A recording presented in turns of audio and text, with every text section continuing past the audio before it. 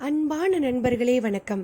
நாம் கேட்டுக்கொண்டிருப்பது திரேந்திரா சௌந்தரராஜன் அவர்களின் மாய மந்திரங்களும் சித்த ஜாலங்களும் பக்தி பரவசங்களும் நிறைந்த கிருஷ்ண தந்திரம். வாசிப்பது ஸ்ரீலதா தயாளன். போன பகுதியின் தொடர்ச்சியாக. புதுக்கோட்டை ஜிஹெச்சின் மார்ச்சுவரி அறை.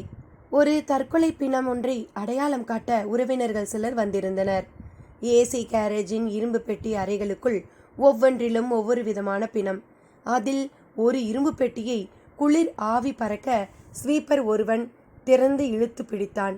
உள்ளே யக்ஞனின் சடலம். அதை எட்டி பார்த்த அந்த சிலர், இது இல்லைங்க, இது யாரோ என்றனர். ஸ்வீப்பரும் திரும்ப மூட போனான்.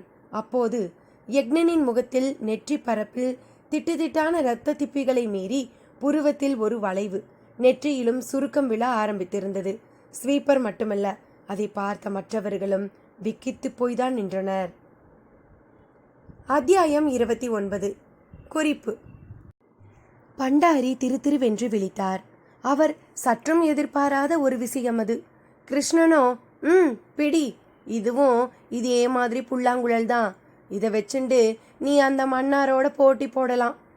பட்டாச்சாரி, இதை போய் ஊர்ல எல்லார்கிட்டையும் சொல்லு.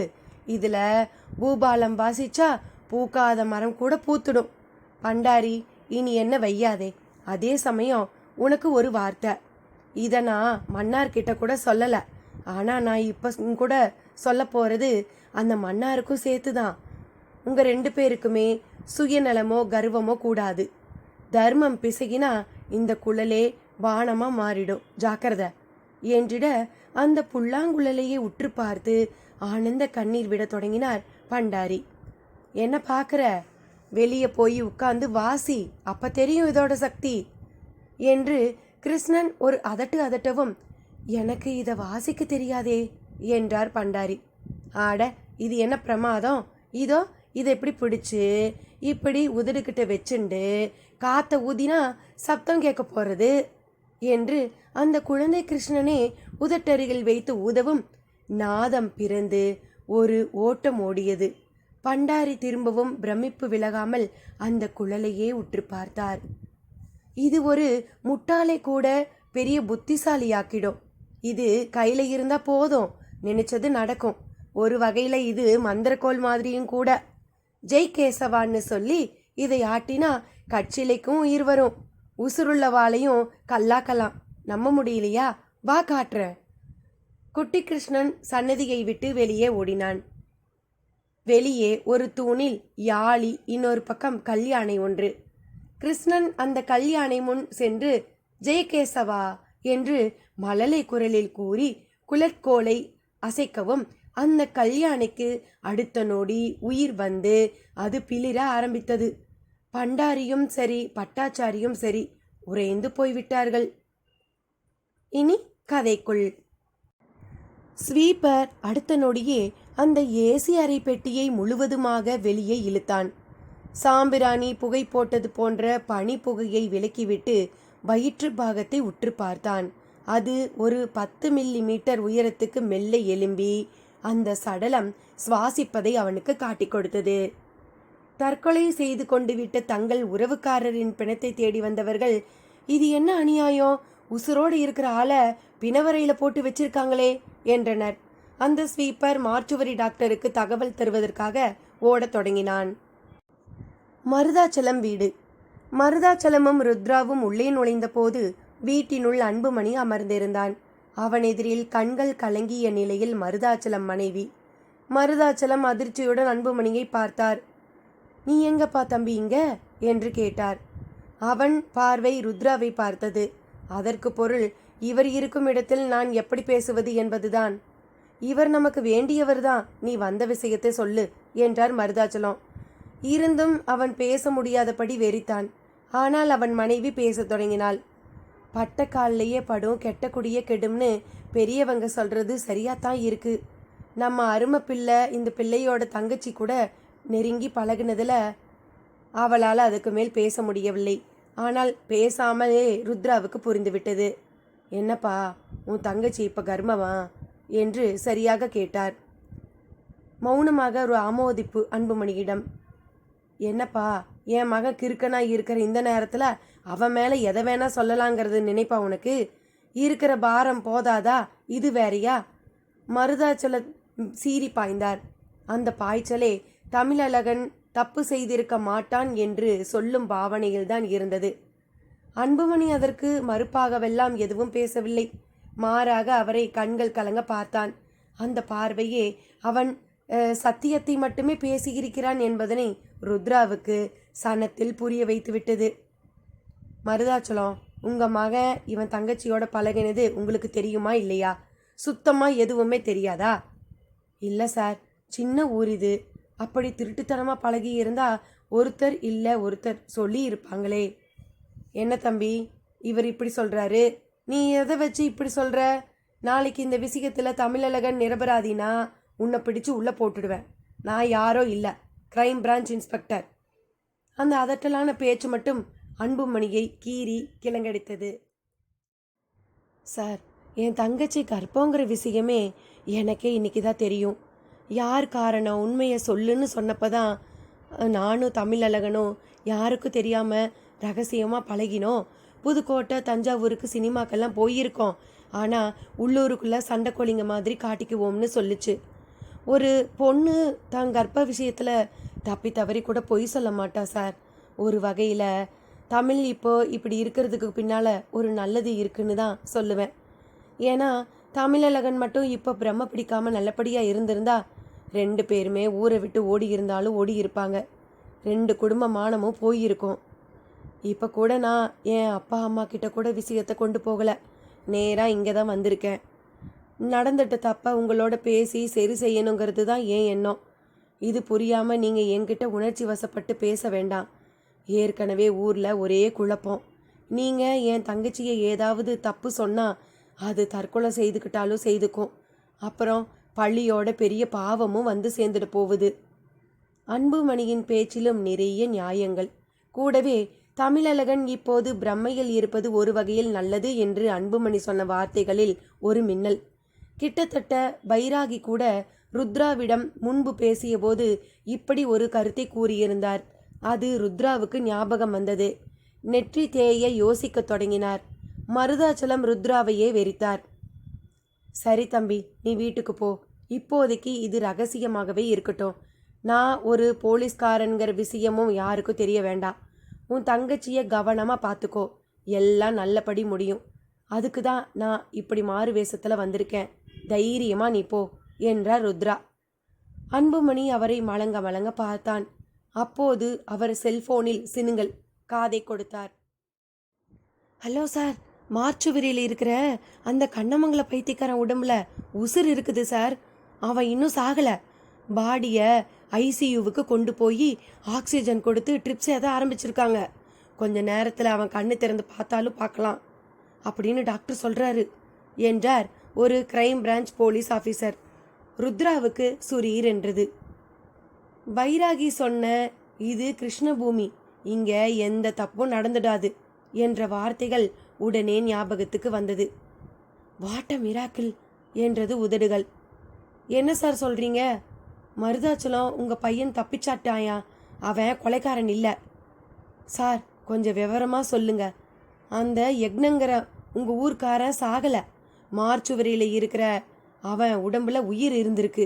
அது தெரிய வந்து அவனை பிழைக்க வைக்க ஒரு பெரிய போராட்டமே இப்போ நடந்துக்கிட்டு இருக்குது. ஐயோ சார், நிஜமாவா சொல்கிறீங்க? ஆமாம், கோயிலில் பார்த்த அந்த பைராகி பேசின ஒவ்வொரு வார்த்தையும் அப்படியே நடக்குது. அவர் சாதாரண மனுஷன் இல்லை. அதே சமயம் அந்த மனுஷரை அவசரப்பட்டு குற்றவாளியை நினைக்கிறதும் தப்பு.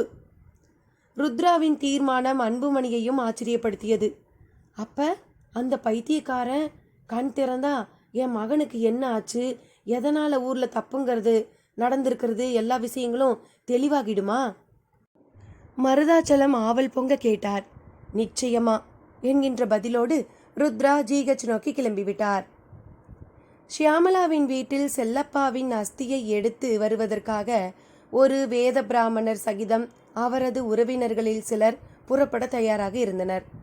ராகவும் அவர்களில் ஒருவனாக இருந்தான். வேஷ்டி ஜிப்பா என்கின்ற எளிய உடைக்குள் அவன் அவர்களோடு சேர்ந்து புறப்பட மாஸ்டர் அவர்களை அனுப்பிவிட்டு ஷியாமளாவின் அறைக்குள் எட்டி பார்த்தார். அந்த காலை வேளையில் அவள் விசிராந்தியாக உட்கார்ந்திருந்தாள். ஷியாமளா, வாங்க மாஸ்டர். என்னம்மா, ராத்திரி தூக்கம் வந்ததா? நல்லா தூங்குனியா? என்ன மாஸ்டர் கேள்வி இது? எப்படி மாஸ்டர் தூக்கம் வரும்? அப்பாவோட ஆத்மா அந்த அறையில் சுற்றி சுற்றி வர்ற மாதிரியெல்லாம் எனக்குள்ள ஒரு ஃபீலிங். அது இருக்கட்டும் மாஸ்டர். நீங்கள் தூங்குனீங்களா? உங்களை கோமலா மாமி நன்னா பார்த்துண்டாங்களா? மாஸ்டர் பதிலுக்கு சிரித்தார். மாஸ்டர், என்னை விடுமா, நீ ரெக்கவர் ஆகணும். உண்மையில் உனக்கு தான் பெரிய இழப்பு.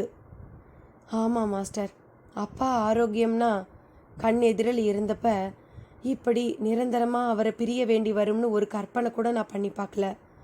இந்த க்ஷணம் லைஃப்பை நினச்சா பயமாக இருக்குது. ஒரு உயரமான கட்டடம் மேலே எந்த பிடிமானமும் இல்லாமல் ஒத்த காலை நின்றுட்டுருக்கிற மாதிரி இருக்குது. எல்லா சாவு வீட்லேயும் சிலருக்கு இப்படி தோன்றது சகஜம்மா. இன்ஃபேக்ட் என் மனைவி காஞ்சனாவை பிளட் கேன்சரில் நான் பறி கொடுத்தப்ப இப்போ நீ ஃபீல் பண்ணின மாதிரி தான் நானும் ஃபீல் பண்ணினேன். அப்போ தான் மனசுங்கிறது எப்படிப்பட்டது, அதுக்குள்ளே எவ்வளவு மயக்கங்கள் குழப்பங்கள் இருக்குது, தெளிவும் தெம்பும் இருக்குங்கிறது தெரிய வந்தது. எனிவே, இந்த சந்தர்ப்பத்தில் நீங்கள் என் வீட்டில் இருக்கிறது எனக்கு பெரிய தெம்பு மாஸ்டர். ஆமாம், எங்கே ராகவ்? அவன் உங்கள் அப்பாவோட அஸ்தியை எடுத்து கரைக்கிறதுக்கு போயிருக்காமா. அதை கேட்ட நொடி ஷியாமளாவின் கண்களில் கண்ணீர் புரண்டு வந்தது. என்னம்மா, அப்பாவை அஸ்தின்ன உடனே தாங்க முடியலையா? ஆமாம் மாஸ்டர், 6 அடி உயரத்தில் பளிச்சுன்னு பட்டு ஜிப்பா வேஸ்டியில் இருக்கிறவரை ஒரு பானைக்குள்ளே சாம்பலாக பார்க்குறப்போ நினச்சி கூட பார்க்க முடியல மாஸ்டர். நாளைக்கு நான்லாம் கூட பானை சாம்பலாத்தாம மாறப்போகிறோம். அதான் நம்மளோட இறுதி வடிவம்.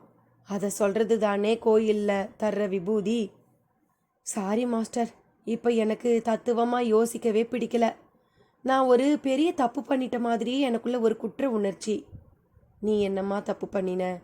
நான் ராகவோட இந்த ஊருக்கு வந்திருக்கவே கூடாது. திரும்பி போனேன்னா திரும்பவும் வரவும் தான் எல்லா கஷ்டமும் வந்தது. என் வாழ்க்கையில் என் பின்னால் ஏதோ மர்மம் இருக்குது மாஸ்டர். கோயில் பூசாரியும் ஊர் ஜனங்களும் என்னை திரௌபதிங்கிறாங்க. அப்பாவோ அதை பற்றி ஒரு நாள் கூட என்கிட்ட பேசினதில்லை. இந்த பைராகி வேற என்னை சுற்றி சுற்றி வர்றாரு. சுருக்கமாக சொன்னால் ஒரே குழப்பமாக இருக்குது. ஆமாம்மா, எனக்கும் குழப்பமாக தான் இருக்குது. உன்கிட்ட மட்டும் இல்லை ஷியாமளா, இந்த ஊர்லேயே பெருசாக ஒரு மர்மம் இருக்குது. அது எதுவாக இருந்தாலும் சரி மாஸ்டர், நான் அதை கண்டுபிடிக்காமல் விடமாட்டேன். அதில் என்னையும் சேர்த்துக்கோ. இப்போதைக்கு தெம்பா இரு. உன் அப்பாவுக்கு பதில் நான் இருக்கேன். தேவராஜ் மாஸ்டர் பதில் ஷியாமளாவை உருக்கிவிட்டது. தேங்க்யூ மாஸ்டர் என்றாள் வழிந்த கண்ணீரோடு. அவரே அதை துடைத்து விட்டார். அப்படியே, ஷியாமளா, உன் அப்பா வாசித்த புல்லாங்குழல் எங்கே இருக்குது? அதை எடுத்துக்கொடு. இந்த காலை நேரத்தில் அவர் படம் முன்னால் உட்காந்து ஒரு ஆலாபனை வாசிக்கிறேன். இசைஞர்கள் அது போல செய்வது ஒரு இசை அஞ்சலியா இருக்கும். மாஸ்டர் அப்படி கேட்டது அவளுக்கு மிக பிடித்து விட்டது. உடனேயே அறையை விட்டு புறப்பட்டு கீழிறங்க தொடங்கினாள். அவரும் அவளை பின்தொடர்ந்தார். மயானம். செல்லப்பாவின் சடலம் அவிந்து அடங்கி இருந்தது. ஊசி கூர்மையில் புகை நாக்குகள் அங்கும் இங்கும். செல்லப்பாவின் வீட்டுக்கென்றே இருக்கும் வேத பிராமணர் கொண்டு போயிருந்த பால் சொம்பில் இருந்த பாலை எடுத்து சடல படுக்கை மேல் தெளித்தார். வெட்டியான் சற்று தூர நின்று பார்த்தபடி இருந்தான். பால் தெளிக்கவும் ஸ்வைங் என்ற சப்தத்துடன் புகை மூண்டு எழும்பியது. அவரும் கைகளால் அந்த தகன மேடையை அலைந்து எலும்பு துண்டுகளை சேகரிக்க தொடங்கினார். செல்லப்பாவின் அண்ணன் மகனும் எலும்பை தேடி கையை விட்டான். ராகவுக்கும் கை நீண்டது. ராகவ் வரையில் அது ஒரு புது அனுபவம். அந்த தகன மேடையே அவனை பார்த்து ஏதேதோ பேசுவது போல் ஒரு பிரம்மை. அஜானுபாகுவாய் பார்த்த செல்லப்பாவை அவிந்து அடங்கிய சாம்பலாய் பார்ப்பது ஒரு ஜீரணிக்க முடியாத விஷயமாகவும் மனதை குத்தியது. மெல்ல நீண்ட அவனது கரங்கள் மார்பு பாகத்தில் இருந்து சாம்பல் குவியலுக்குள் கொழகொழவென்று வேகாத நிலையில் சதைபாகம் ஒன்று வசப்படவும் பகீரென்றது. மாமா, இதோ பாருங்க என்று பிராமணனிடம் காட்ட அவரும் அவர் முகத்தில் கனத்த அசூயை.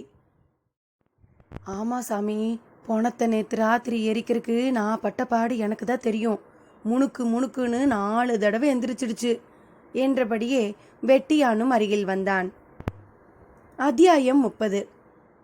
குறிப்பு: அந்த கிருஷ்ண குழந்தை யானையை உயிர்ப்பித்து காட்டிவிட்டு ஹையா எப்படி என்று குதித்து சிரித்தான்.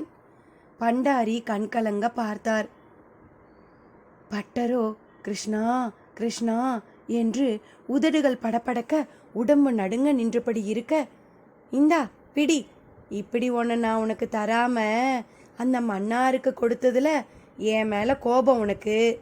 இப்போ அந்த புல்லாங்களை விட ஒரு படி மேலே நினைச்சதையெல்லாம் கண்ணு முன்னால் காட்டி கேட்டதை கொடுக்குற இந்த புல்லாங்குழலையே உனக்கு நான் தரேன், பிடி என்று பண்டாரி கையில் புல்லாங்குழலை திணித்துவிட்டு குடுகுடுவென்று திரும்ப சன்னதி நோக்கி ஓடினான் அந்த குழந்தை.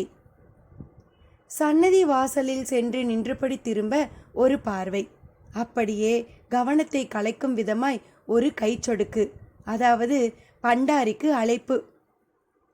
பண்டாரி, இந்த புல்லாங்குழலுக்கு ஊரும் உலகமும் மயங்கலாம், நான் மட்டும் மயங்க மாட்டேன். இது இந்திர தந்திர மகேந்திர ஜாலங்களையும் காட்டலாம், ஆனா கிருஷ்ண ஜாலம் காட்டாது. அதை மட்டும் நீ புரிஞ்சுண்டா போதும் என்றது. சொல்லிவிட்டு உள்ளே போய் ஒளிந்து கொண்டான். பண்டாரியின் கவனமெல்லாம் அந்த புல்லாங்குழல் மேலேயே இருந்ததால் கிருஷ்ணனின் பொருள் பொதிந்த பேச்சு காதில் விழவே இல்லை. ஆனால் கிருஷ்ணனின் பேச்சில் 1000 நுட்பங்கள். இனி கதைக்குள். சுடுகாட்டு புலையனின் கருத்து அங்குள்ள அவ்வளவு பேரையும் ஒரு உலுக்கு உலுக்கிவிட ராகவ் வேகாத செல்லப்பாவின் சதை பாகத்தை தகன மேடையிலேயே போட்டான். அந்த புலையனும், இருங்க சாமி, இந்த மாதிரி எப்பவாவது ஆகும்னு தான் நாங்கள் பெட்ரோல் வச்சிருப்போம், அதை ஊற்றி தீய வச்சா 5 நிமிஷத்தில் சாம்பலாயிடும் என்று பெட்ரோல் எடுத்து வர சென்றவனை வேத பிராமணர் தடுத்து நிறுத்தினார். நில்லுப்பா, அதெல்லாம் வேண்டாம், இந்த மாதிரி நடந்தா அதை பசும் நெய்யால தான் எரிக்கணும் என்றவர் தன்னோடு வந்தவர்களில் ஒருவனை பார்த்திட அவன் நெய் கொண்டு வருவதற்காக ஊருக்குள் இறங்கி ஓடத் தொடங்கினான். சுடுகாட்டில் ஏது நெய்? ராகவ் வரையில் தன் வாழ்க்கையில் இதுவரையில் கேள்விப்பட்டிராத ஒன்றை அவன் கேள்விப்படுகிறான். அவன் வரையில் அந்த சூழலே புதிது.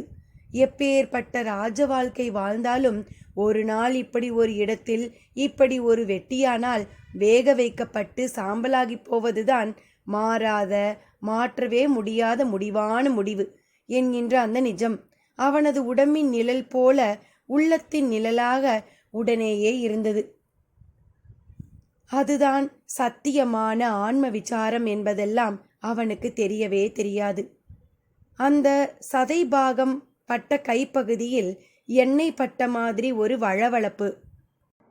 அருகில் உள்ள குட்டி குட்டி சட்டிகள் 4 மெல்லிய ஆவி கோடுகள் மேலெலும்பிட செல்லப்பாவின் உருமாறிய சாம்பல். அதையெல்லாம் பார்த்தபோது ராகவுக்குள் புதிதாய் ஒரு சுனாமி. அந்த ஏரி படுக்கையை விட்டு தூரமாய் போய் ஒரு புங்க மரத்தடியில் போய் நின்று கொண்டான். அதை அந்த பிராமணரும் கவனித்தார். என்ன அம்பி, மனசை இந்த சுடுகாடு பாடா படுத்துறதா? ஆமா சுவாமி, சுடுகாடுனா பயமுறுத்துங்கிறது தான் நான் இவ்வளவு நாளாக நினச்சிட்டு இருந்த விஷயம். இப்போ என்னடானா பள்ளிக்கூடம் மாதிரி வாத்தியாரே இல்லாமல் பாடம் நடத்துறது. கரெக்ட். அதுக்கு தான் உறவுக்குள்ள சாவுன்னா விட்டு கொடுக்காம இளவு கேட்க போகணும்னு சொல்லுவா. சுடுகாட்டுக்கு வரவன் தான் கொஞ்சத்துக்கும் கொஞ்சமாவது மனுஷனாய் இருப்பான். அந்த பிரம்மாவே இங்கே வந்தாலும் தன்னை ஒரு நொடி பொணமா பாவிச்சு அந்த பொணம் எரிகிற மாதிரி கற்பனை செய்து பார்த்து கடைசியா கலையத்தில் சாம்பலா மனசுக்குள்ள ஒரு பார்வை பார்த்துக்காம போகவே மாட்டாரு. நிஜந்தான், எனக்குள்ள மியூசிக்காலேயே உலகத்தையே ஜெயிக்கணுங்கிறது தான் ஆசை. நான் இன்னும் சில தடவை மயானத்துக்கு வந்தேன்னா என்ன பெரிய மியூசிக், என்ன பெரிய உலக வெற்றி, எவ்வளவு சாதிச்சாலும் ஒரு நாள் சாம்பலாக போகிறோங்கிற எண்ணம் தான் எனக்கு மிஞ்சும். நான் பெருசா எந்த முயற்சியும் செய்ய மாட்டேன் சுவாமி. அடப்போப்பா, இந்த பேச்செல்லாம் அதோ அந்த மயான எல்லையை தாண்டுற வரைக்கும் தான். அங்கே ஓட்டப்பந்தயக்காரன் மாதிரியே ஓடி வந்து நம்ம எல்லாம் பிடிச்சுக்க தயாராக இருக்குது மாயை. அது பிடிச்சண்ட நொடி இந்த விசாரமெல்லாம் உதிர்ந்துடும். நாம் பழையபடியே ஆசை பாசம் அதோட அலைக்கழிப்புன்னு மாறிடுவோம் என்று கூறிவிட்டு சிரித்தார். இல்லை, இந்த சம்பவம் என்னைய அவ்வளவு சுலபத்தில் மாற்றாது. செத்தா கூட என் நெஞ்சு வேகாதுங்கிற டைலாக நான் நிறைய இடத்துல கேள்விப்பட்டிருக்கேன். இப்போ கண்ணால் பார்த்துட்டேன். செத்துட்டா அவ்வளவுதான், அது ஒரு டெத் அண்டு. தட் மீன்ஸ் அதுக்கப்புறம் வி ஆர் ஆல் நத்திங். இந்த ஆவி ஆத்மாலாம் உளறலுங்கிற கருத்து நம்ம நாமளே ஏமாத்திக்கிறதுக்காக சொல்லிக்கிறது. மரணத்துக்கு பிறகும் ஒரு வித வாழ்க்கை போக்கு இருக்குங்கிற இந்த வேகாத இதயம் எனக்கு உணர்த்துறது. அதில் என்ன சந்தேகம்? செல்லப்பா ஆத்மாவுக்கு சாந்தியே இல்லை. அதுதான் இதன் மூலமாக நமக்கு தெரிய வர உண்மை. இதே காட்டில் செல்லப்பா ஆத்மா நாம் பேசுகிறத கூட கேட்டுன்னு நின்றுட்டுருக்கலாம். இப்படி சாந்தி அடையாதவ தான் பேயா பிசாசாலெல்லாம் சுற்றிக்கிட்டு வருவா. அடங்காத ஆசாபாசங்களோட செத்து போனாலும் அலைச்சல் கொஞ்சம் இருக்கும். அதனால தான் செத்தா புடைச்சிட்டோ எரிச்சிட்டோ போயிண்டே இருக்கிற வழக்கம் நம்மக்கிட்ட மட்டும் கிடையாது. அதாவது நம்ம நாட்டிலன்னு எடுத்துக்கோ. 10 நாள் காரியங்கிறது எதுக்கு? சாவு செய்தியை கேட்ட மாத்திரத்தில் தலைமுழுக்கு போடுறதும் எதுக்கு? அந்த இறப்புக்கு பின்னால் உள்ளவா சாந்தி அடையிறதுக்கு தான். உயிரோடு இருக்கிற ஒருத்தனுக்கு கூட போடா, உன்னை பற்றி நான் கவலைப்பட தயாராக இல்லைன்னு சொல்லிட்டு நாம் ஒதுங்கிடலாம். அது பெருசாக நம்ம பாதிக்காது.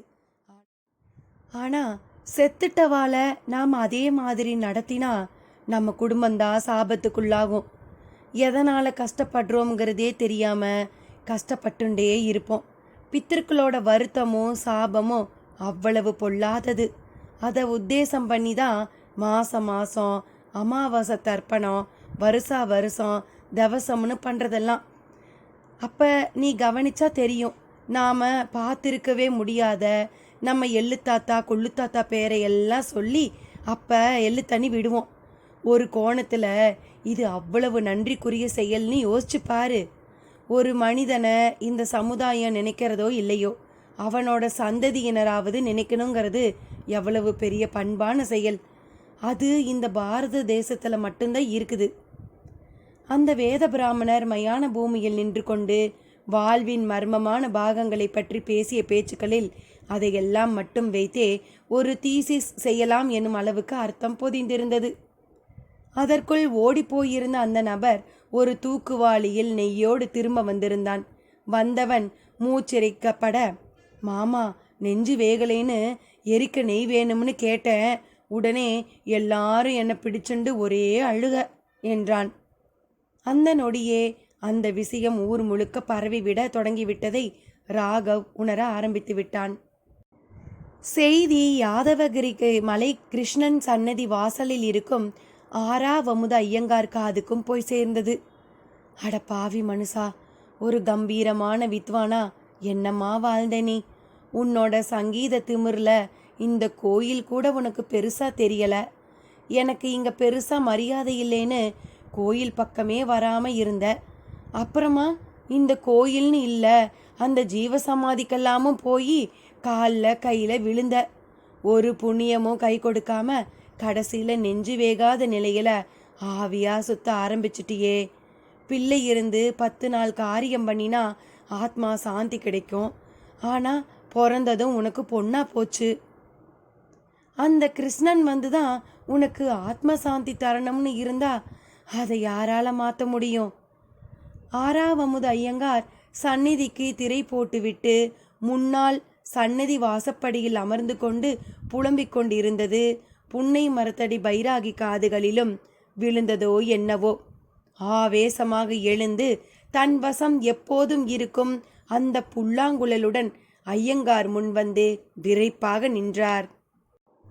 ஐயங்காருக்கே பைராகியின் முட்டை முழி பார்வை பயங்கரமாக இருந்தது. ஓய் கிழட்டு பட்டாச்சாரி, உமக்கு தெரியுமா ஓய், செத்துப்போன செல்லப்பாவுக்கு பிள்ளை கிடையாதுங்கிறது? உமக்கு தெரியுமாங்கிறேன்.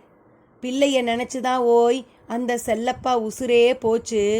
உப்பை தின்னா தண்ணி குடிச்சுதான் தீரணும்.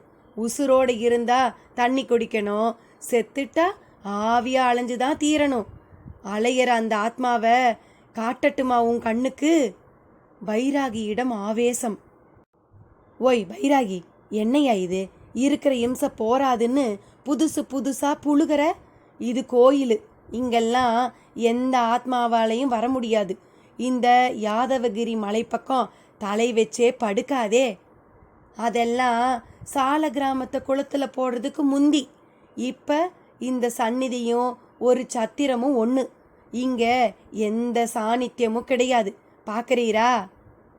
பைராகி குழலை எடுத்து உதட்டில் பதித்து கருட புஜங்கம் என்னும் ஸ்லோகத்துக்கு காற்று வடிவம் கொடுக்க ஆரம்பித்தார். சன்னதி வாசலில் அதுவரை ஆறாவமுது ஐயங்கார் உட்கார்ந்திருந்த இடத்துக்கு அருகிலேயே வெண்பொதி மூட்டை போல ஒரு உருவம் ஆறாவமுது ஐயங்கார் கண்களுக்கு மெல்ல தெரிய ஆரம்பித்தது. அந்த உருவமும், ஆமா பட்டாச்சாரி, நான் ஒரு பாவி. என் புள்ளைய நான் வரட்டு கௌரவம் பார்த்து தெருவில் விட்டுட்டவன். பாவம் அவன். நான் தப்பு பண்ணிட்டேன் என்று அழுதது. ஆறாவது ஐயங்காருக்கும் உச்சி முதல் பாதம் வரை வியர்த்துவிட விறுவிறுத்து போய் அப்படியே பொத்தென்று தரைமேல் ஒரு பிண்டம் போல விழுந்தார். பைராகியும் வாசிப்பை நிறுத்திவிட்டு விழுந்து கிடக்கும் ஐயங்கார் அருகே சென்று, இங்க பார்த்தத நீர் வெளியே சொன்னாலும் சரி, இல்ல இதை ஏதோ செப்படி வித்தைன்னு நம்ப மறுத்தாலும் சரி, உமக்கு ஒன்று மட்டும் சொல்லிக்கிறேன். நீர் எதுக்காக சால கிராமத்தை தூக்கி குளத்துல போட்டீரோ அது நடக்கணும். அதாவது அந்த கிருஷ்ணன் வரணும். அவன் வரட்டும். இன்னும் என்னென்ன திரையெல்லாம் விலகி நவரசமா எத்தனை காட்சிகளை இந்த ஊரும் உலகமும் பார்க்க போறதுன்னு தெரியுமா? அதுக்கு தாய்னேயா இங்க நான் டேரா போட்டிருக்கேன் என்று ஏதோ ஒரு பெரிய தீர்மானத்தை அழுத்தமாய் மொழிபவர் போல மொழிந்துவிட்டு பைராகி திரும்ப புன்னை மரம் நோக்கி செல்ல ஆரம்பித்தார். நடையா அது? அடேங்கப்பா, அதகலம்.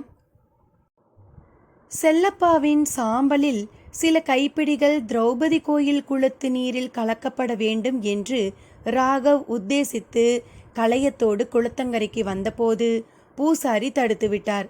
வேண்டாம் தம்பி, இப்ப இது குளம் மட்டும் இல்லை, இது கோயிலும் கூட. சாமி உள்ள இருக்குது. நீங்க வேற எங்க வேணா போய் கரைங்க, இங்க வேண்டாம்.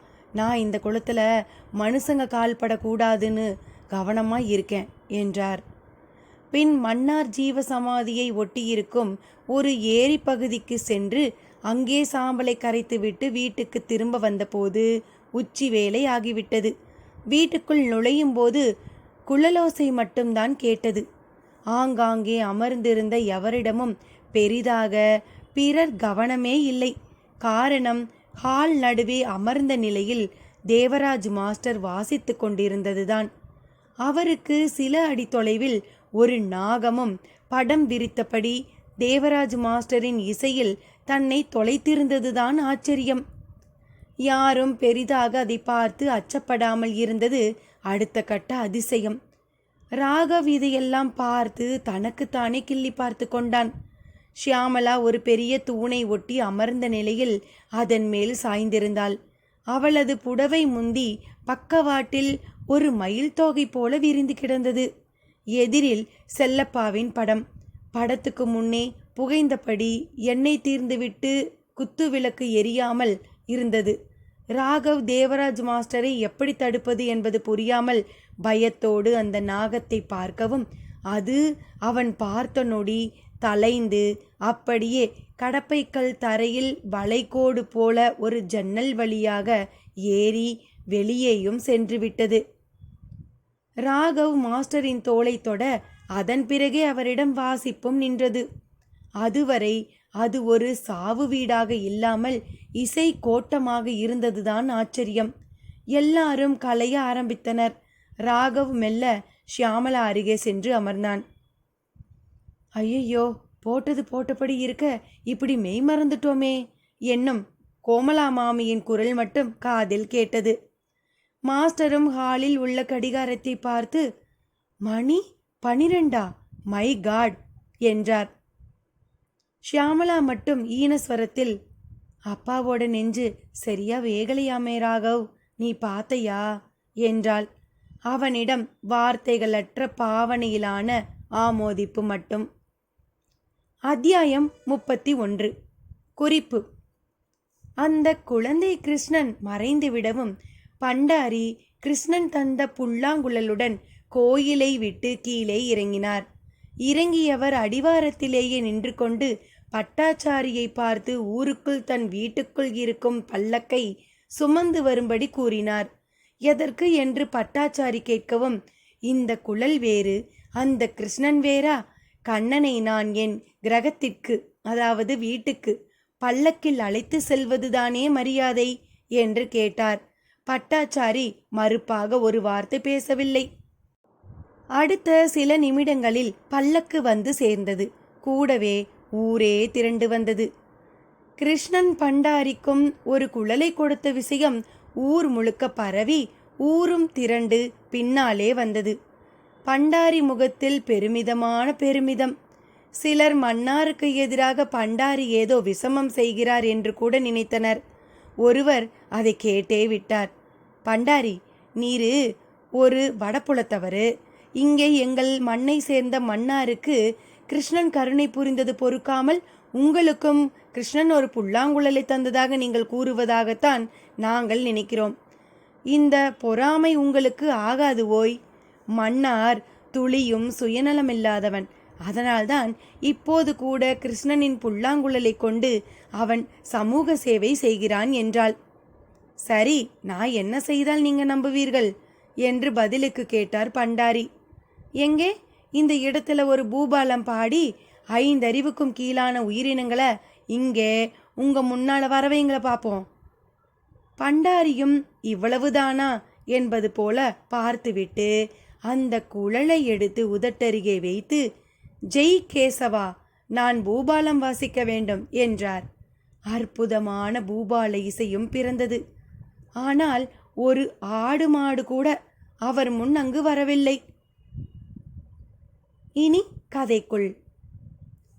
ஷியாமளா கேட்டதை தொடர்ந்து மௌனமாக செல்லப்பாவின் இதயம் வேகவில்லை என்பதனை தலையை அசைத்து ஆமோதித்த ராகவை ஷியாமளா விசம்பலோடுதான் அடுத்து பார்த்தாள்.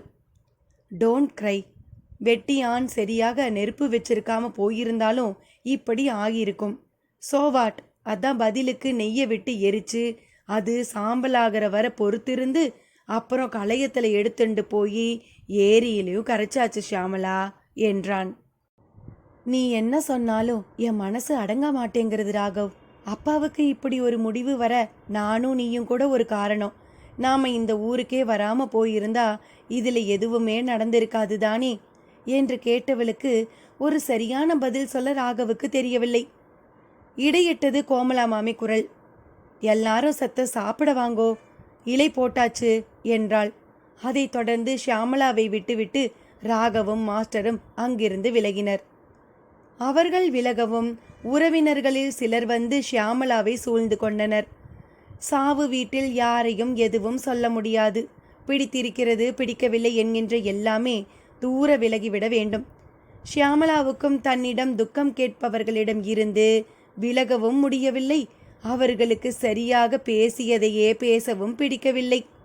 ஆனால் மனதுக்குள் ஒரு ஓரமாக முதற்காரியமாக அந்த பைராகியை பார்த்து 2இல் 1 பார்த்துவிட வேண்டும் என்கின்ற கோபம் மட்டும் மூண்டபடியே இருந்தது.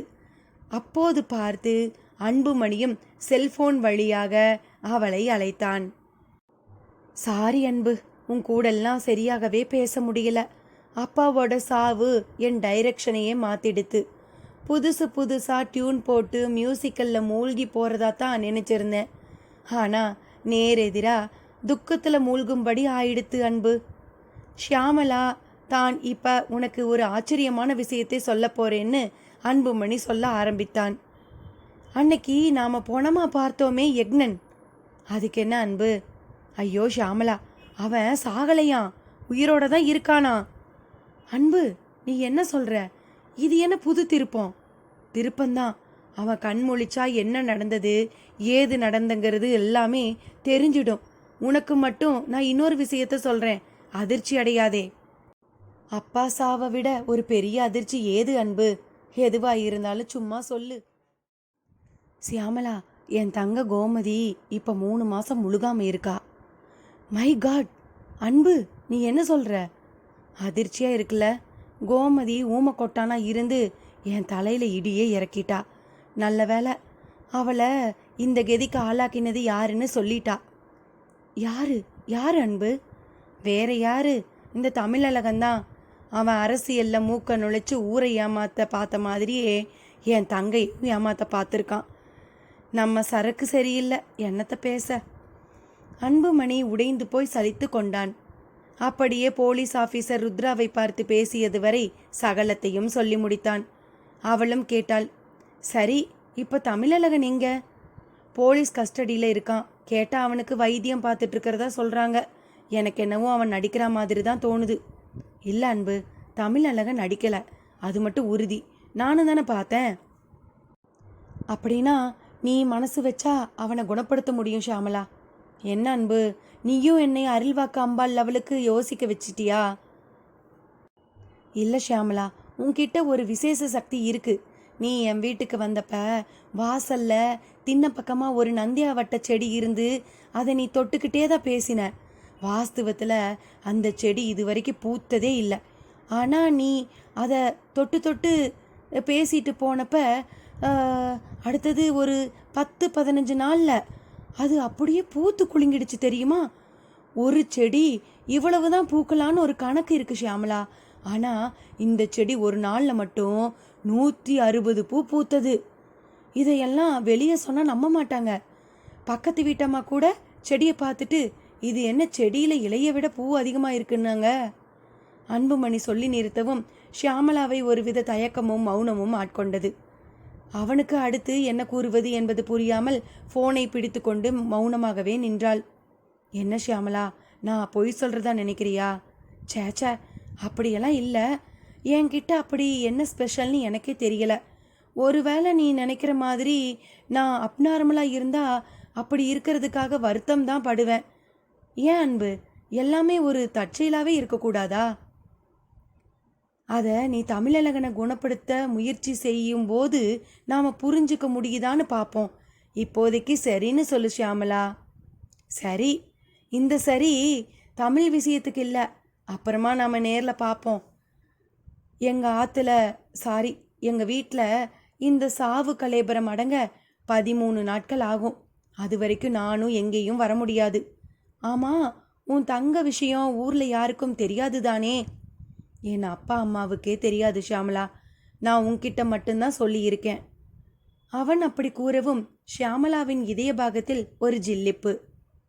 அன்பு, தைரியமா இரு. அப்புறம் உன்கிட்ட மட்டும் நானும் ஒரு விஷயத்த சொல்லிக்கிறேன். இந்த ஊரில் வந்து உட்கார்ந்துட்டு இருக்கிற அந்த பைராகி கிட்ட ஏதோ மர்மம் இருக்குது.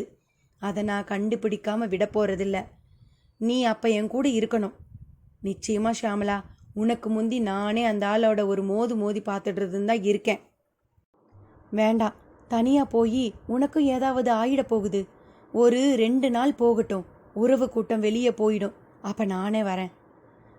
ஷியாமலா அவனை ஆழமாய் பேசி அழகாய் கட்டி போட்டாள். அவனும் அதற்கு மறுபேச்சு பேசவில்லை. வீட்டிலோ கூடத்தில் பந்தி நடந்தபடி இருந்தது. உளுந்து அப்பளத்தை எண்ணெயில் பொரிக்காமல் அனலில் வாட்டி போட்டிருந்தார்கள். ஒருவர் கூட மிச்சம் வைக்காதபடி பட்பட்டென்று நொறுங்கி உள்ளே தள்ளி கொண்டிருந்தனர். சாவு வீட்டு சமையலில் வாழைக்காய் வதக்கலும் வெந்தய குழம்புக்கும் பிரதானமாய் ஒரு இடம் இருக்கும். அதுதான் அன்றைய மெனு. ஹாலில் சுவரில் புகைப்படத்தில் ஜனாதிபதியோடு கூட நின்றபடி எல்லோரும் சாப்பிடுவதை பார்த்து கொண்டிருந்தார் செல்லப்பா. நிஜத்தில் வீட்டு முகப்பில் ஓங்கி உயர்ந்து வளர்ந்திருக்கும் ஓதிய மரத்துக்கு கீழே பஞ்சு பொதி போன்ற அந்த ஆவி சொரூபத்தை அந்த வீட்டு வாயிலுக்கு வந்திருந்த பைராகியம் பார்த்துவிட்டு முதல் முறையாக எப்போதும் ஆகாத வருத்தத்திற்கு உள்ளாகி அந்த மரத்தடியே பார்த்தபடி வாசலுக்கும் வந்து நின்றார். சாப்பிட்டு முடித்த சிலர் கை கழுவுவதற்காக வாசல் புறம் வரவும் அவரை பார்த்து திடுக்கிட்டனர். ராகவ் அதுவரை கொஞ்சம் கூட எதிர்பார்க்கவில்லை அவரை. எச்சில் கையோடு நின்றான், வெறித்தான். எங்க அந்த பொண்ணு? அவரிடம் அதட்டலான கேள்வி. யாரு? ஷியாமளாவா? அவதானே செல்லப்பா பொண்ணு. ஆமா, நீங்க எதுக்கு கேக்குறீங்க? துக்கம் கேட்கதான். என்ன, அவ வில்லனை நினைச்சா நினைச்சிட்டு போகட்டும். அசுப காரியங்கள் சிரத்தையா பண்ண சொல்லணும்னு தோணித்து. ஏன்னா செல்லப்பானோட நெஞ்சு வேகலைங்கிற விவரம் எனக்கும் தெரியும்.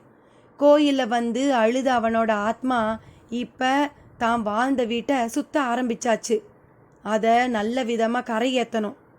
என்ன நான் சொல்றத உங்களால நம்ப முடியலையா?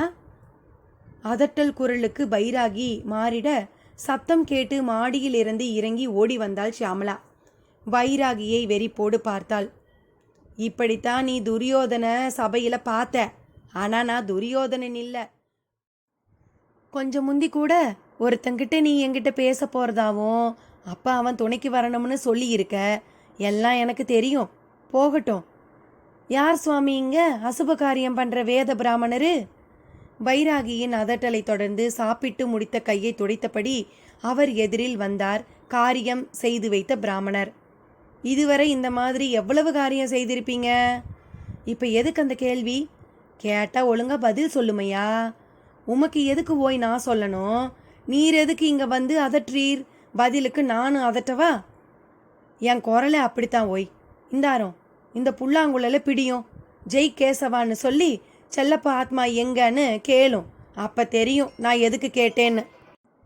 இது என்ன குச்சி ஜோசியக்காரி மாதிரி ஏதாவது சித்து வேலையாக்கும்? அவ ஜக்கம்மானுவா, உமக்கு கேசவாவா? அதுலேயும் ஜெய் கேசவா. பலே பலே. உமக்கு பயம்னு சொல்லும். அம்பி ராகவ், இந்த பிடி.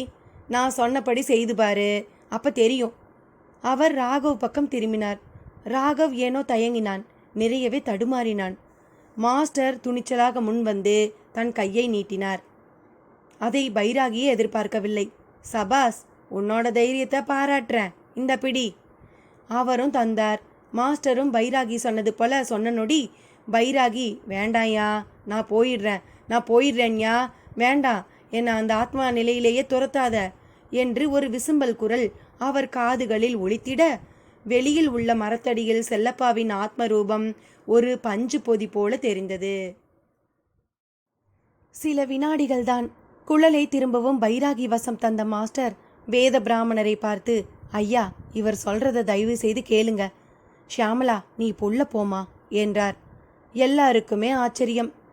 அம்மாடி, எப்ப வேணா நீ என்ன நோக்கி வரணும் நீ.